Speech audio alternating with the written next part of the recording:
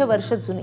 या गावातील उपवास इतका कडक असतो की या 9 दिवसांच्या काळामध्ये ते बसत नाहीत, ते अख्खे 9 दिवस उभेच राहतात।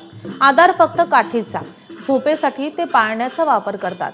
या 9 दिवसांमध्ये हे गावकरी जमिनीवर पूर्ण अंग टाकून झोपतही नाहीत, पळतही नाहीत, चप्पलही घालत नाहीत। या सगळ्या त्यांच्या प्रथेचा आणि एकूणच या नवरात्रोत्सवाचा आढावा घेतलेला आहे आमचे प्रतिनिधी वैभव बोडके यांनी।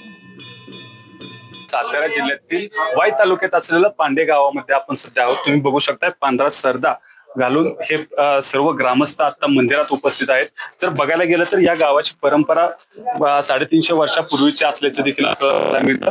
जर बघायला गेलं तर या ठिकाणी या गावात 9 दिवसाचा उपास इतका कडक असतो की या 9 दिवसाच्या उपासात हे लोक बसत नाहीत, त्याचबरोबर अख्खे 9 दिवस उभेच राहतात। काय गावाची परंपरा आहे, कधीपासून सुरू झाली आणि काय सांगा? नमस्कार, माझं नाव हेमंत चंद्रकांत जाधव, मी नवरात्र मंडळाचा अध्यक्ष आहे। आता आपली परंपरा आहे ती पूर्ण 350 वर्षापेक्षा जास्त झालेली आहे आणि पूर्वीपासून आमचा हा उपवास चालत आलेला आहे। तर आपल्या गावात प्रत्येक घरटी एक व्यक्ती हा उपवास करतो।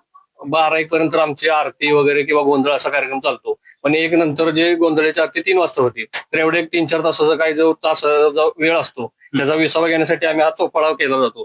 तर हे जे याच्यामध्ये काय असतं, तर तुम्ही म्हणाल गादी वगैरे, तर तसा प्रकार नसतो। तर हे शेतातील घेवड्याचे फलकटे असतात ते वापरले जातात आणि त्याच्यावरती विसावा घेण्यासाठी फक्त छातीचा भाग टेकला जातो, पाय एक जमिनीवर कायम राहिला पाहिजे आणि एक पाय वर, अशी ही पद्धत आहे। मी गेले 2009 सालापासून हे नवरात्र करतोय। काठीचं म्हणाल तर उभं राहतो, उभं राहण्याचं एक आठवण राहावी म्हणून ही काठीची निशाण आपल्या सोबत असते।